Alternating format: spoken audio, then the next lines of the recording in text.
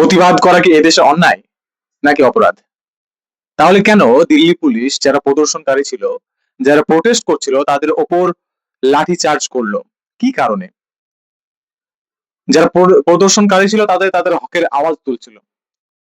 যে 21 জন student NEET paper leak হওয়ার কারণে সুসাইড করলো, যে শিক্ষামন্ত্রী নিজে পডকাস্টে গিয়ে বলছেন যে আমি এর জন্য দায়ী, সেই শিক্ষামন্ত্রীর পদত্যাগের দাবিতে যদি ছাত্ররা আন্দোলন করে, ভারতের গণতান্ত্রিক দেশ, ভারত একটি গণতান্ত্রিক দেশ, এখানে সংবিধান সবাইকে ক্ষমতা দিয়েছে, অধিকার দিয়েছে যে প্রদর্শন করার, আন্দোলন করার, তাহলে সেই ক্ষমতাকে বুড়ো আঙুল দেখিয়ে দিল্লি পুলিশ কি বোঝাতে চাইলো? তাদের ওপর লাঠি চার্জ করে কি বোঝাতে চাইলো? কি দিল্লি পুলিশ সংবিধানের ওপরে, দিল্লি পুলিশের ক্ষমতা সংবিধানের ওপরে, এটাই কি বোঝাতে চাইছে তারা? নাকি তারা কার চামচাগিরি করছে, কার চামচাগিরি করে তারা ক্ষমতা প্রদর্শন করতে চাইছে? এই জবাব দিল্লি পুলিশকে দিতেই হবে।